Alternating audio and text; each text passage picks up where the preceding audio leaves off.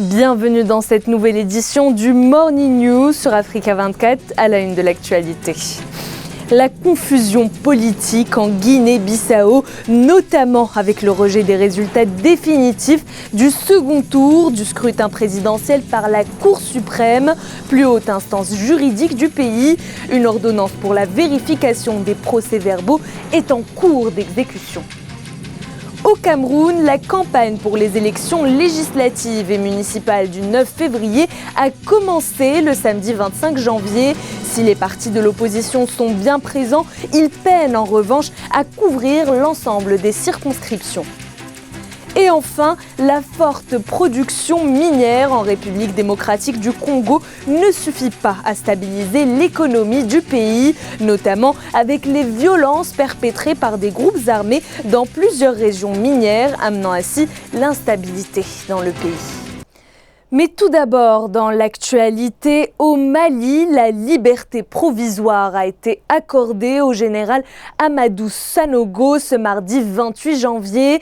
La justice malienne a ordonné sa remise en liberté provisoire et celle de ses 15 co-accusés en attente depuis près de 7 ans d'un jugement dans l'affaire dite des Bérets Rouges. Cette affaire du nom des 21 hommes retrouvés morts dans une fosse commune près de Bamako au Mali. L'ex-putschiste a été arrêté en 2013. Il est accusé d'avoir ordonné l'assassinat de ces 21 bérets rouges en 2012. Les corps de ces hommes fidèles à l'ancien président Amadou Toumani Touré et qui avaient tenté de renverser les putschistes ont été retrouvés en 2013 dans une fosse commune.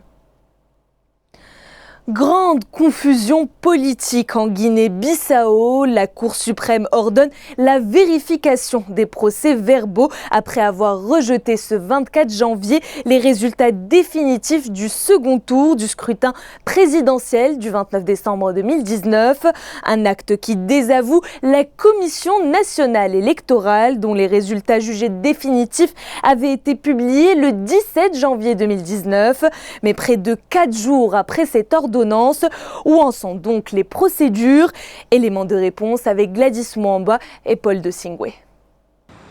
Le recomptage immédiat des voix ordonné par la Cour suprême tarde à être appliqué en Guinée-Bissau. La plus haute instance juridique du pays a rejeté le 24 janvier les résultats définitifs du second tour du scrutin présidentiel du 29 décembre 2019, publiés une semaine plus tôt par la Commission nationale électorale, en ordonnant la vérification des procès-verbaux, un acte qui désavoue l'organe électoral qui avait déjà crédité le candidat du Madame G15, Oumaro Sissoko Embalo, de 53,55% des suffrages contre 46,45% des voix pour le candidat du PAIGC, Domingos Simoes Pereira. Le compteur est désormais remis à zéro. Nous sommes un État de droit. Et je pense que quand la Cour suprême se prononce, toutes les institutions, y compris les particuliers, doivent respecter ce qui est la décision de la Cour suprême. Et dans ces matières, la Cour suprême, c'est l'instance du recours de contentieux électoral. Le candidat malheureux, Domingos Simoes Pereira, qui avait vu son premier recours rejeté par la Cour suprême, a finalement trouvé gain de cause auprès des juges de la plus haute instance juridique du pays, suite à l'introduction d'un second recours pour dénoncer des irrégularités et contester la victoire de son adversaire. Les doutes émis par la Cour suprême ont donc conduit à une vérification qui pourrait changer la donne. Si la CNE assume qu'il a commis une erreur, elle a commis une erreur. Si la Cour suprême a déjà délivré une décision, si l'ensemble de la nation bissau-guinéenne attend de savoir exactement quelle était la vérité des urnes, à qui ça gêne d'aller vers les urnes, d'ouvrir les voies et de faire le recomptage direct pour proclamer le président. Les observateurs électoraux avaient pourtant salué le bon déroulement de la récente élection présidentielle de la Guinée-Bissau. L'Union africaine et la CEDEAO s'étaient d'ailleurs exprimées dans ce sens, une prise de position continentale et régionale précipitée qui est aujourd'hui remise en question. Les Camerounais sont attendus aux urnes le 9 février 2020 pour élire leurs représentants lors des élections législatives et municipales du pays. La campagne pour ces élections a officiellement démarré ce samedi 25 janvier. L'opposition y apparaît moins présente qu'en 2013 et peine à couvrir l'ensemble des circonscriptions. Reportage de notre correspondant au Cameroun, Thierry Ndassa. 14 partis politiques d'opposition se sont lancés dans la course aux législatives dans la région du littoral. De même, 22 partis, toujours de l'opposition, se sont engagés aux élections municipales. Une opposition présente en nombre certes, mais qui peine à s'implanter dans toutes les circonscriptions électorales. Un défaut qui fait bien les affaires du parti au pouvoir. Au moment où nous parlons, à cause des faiblesses structurelles des partis de l'opposition, il y a 17 circonscriptions sur les 85. Où aucun parti de l'opposition n'a mis une candidature. Il y en a 17. Et les 17 circonscriptions-là ont au total 35 sièges à l'Assemblée. Moralité, au moment où vous êtes en train de me faire cette interview, le RDPC a déjà engrangé 35 sièges de députés, alors que l'élection n'a même pas encore eu lieu, du fait de l'absence de candidature de l'opposition face aux 35 députés du RDPC-là. Dans le cadre des élections municipales, le Rassemblement démocratique du peuple camerounais assure une couverture de 100% dans les 34 circonscriptions électorales du littoral. Dans 5 circonscriptions de la région, seul le RDPC y a présenté des listes. Une opposition qui s'affaiblit de plus en plus malgré sa prolifération sur la scène politique. Donc nous allons nous battre d'abord les uns contre les autres. On va même oublier que c'est le RDPC qui est l'adversaire et on va se mettre chacun à chercher à arracher le maximum de voix du vote contestataire. Ce qui est une forme de paradoxe. Parce qu'on n'est pas en train de chercher qui est le meilleur de l'opposition. On est en train de chercher à renverser le RDPC à l'intérieur de l'Assemblée nationale. Plus de 20 partis politiques en lice pour les municipales seront en campagne jusqu'au 8 février 2020. Les élus locaux avaient vu leur mandat prorogé sur décision du chef de l'État en 2018 et 2019. Malgré une forte production minière, la République démocratique du Congo est loin de consolider son économie. À l'est du pays, les violences perpétrées par des groupes armés aboutissent régulièrement à des pertes en vie humaine, et ce depuis de nombreuses années. Avec un sous-sol riche en minerais et convoité, l'instabilité dans cette partie de la République démocratique du Congo prive le pays de ressources susceptibles de contribuer fortement au budget de l'État. Décryptage dans ce sujet de Jacques Amboka.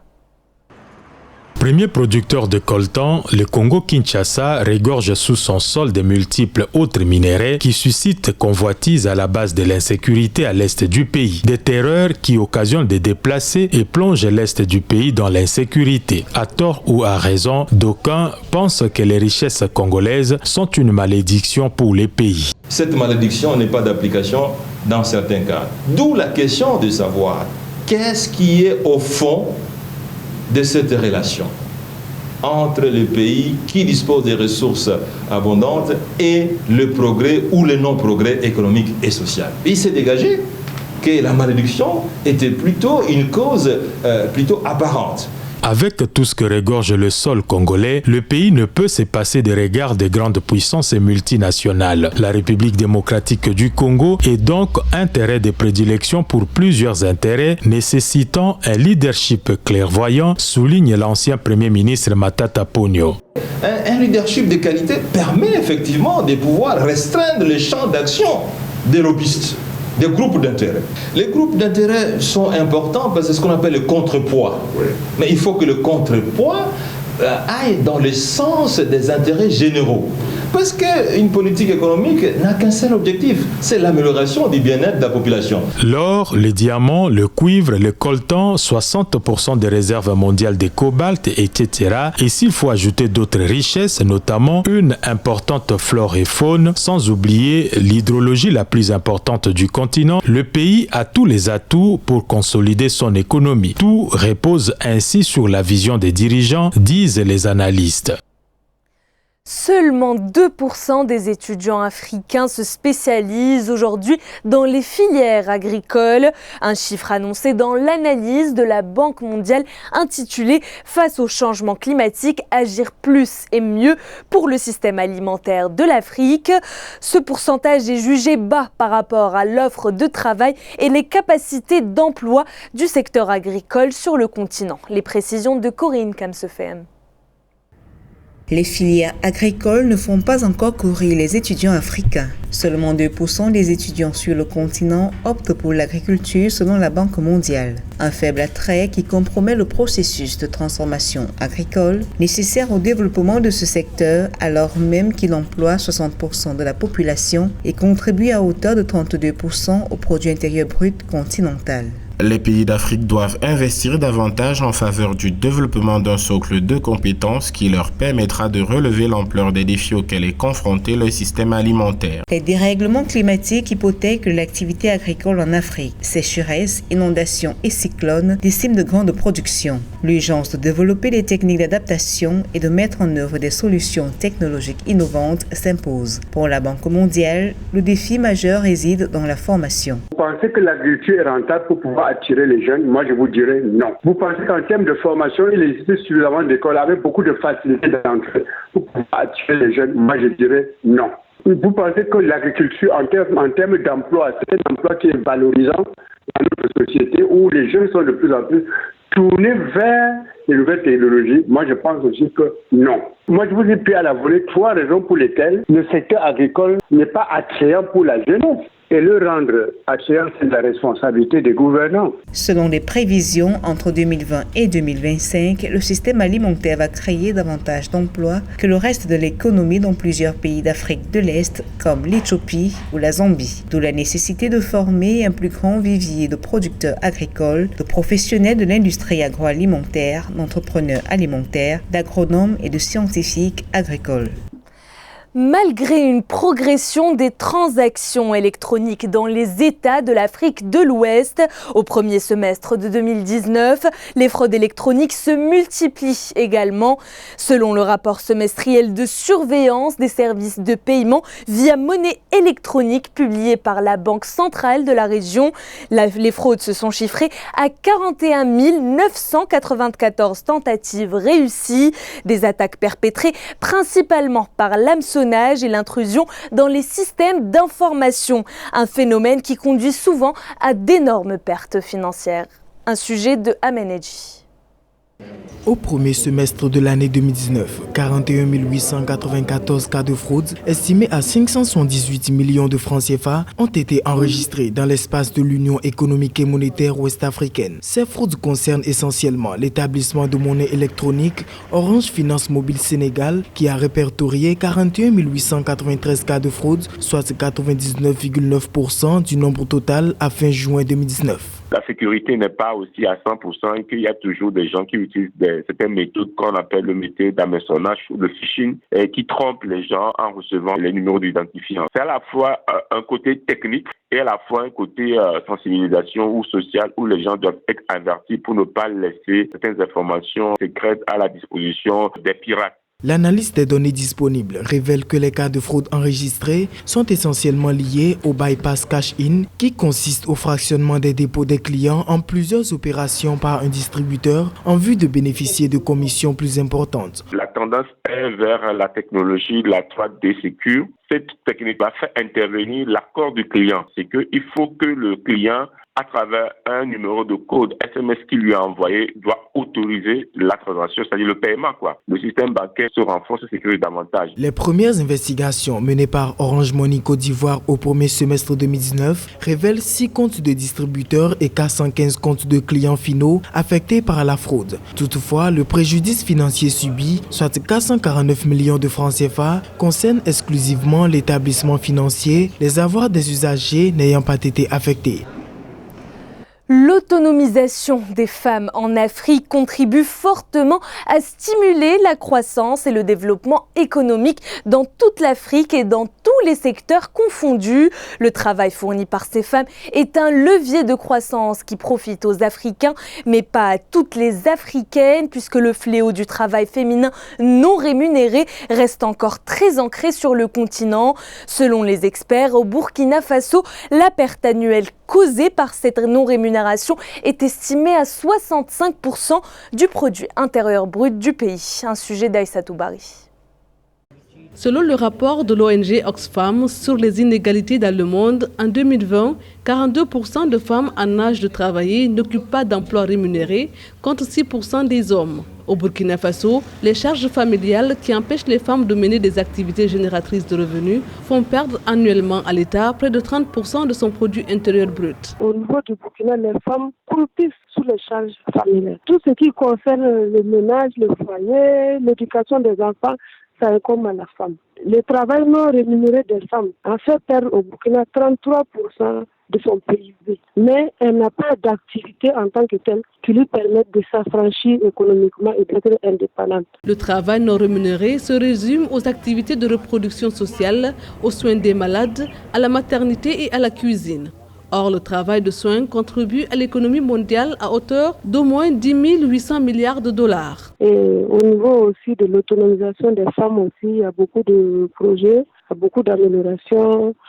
Et donc, je ne peux pas dire que ça n'avance pas. Seulement, vous savez, on est dans un contexte africain où quand même il y a des pesanteurs socio-culturels qui font que malgré toutes les actions qui sont posées, il y a toujours quelques obstacles.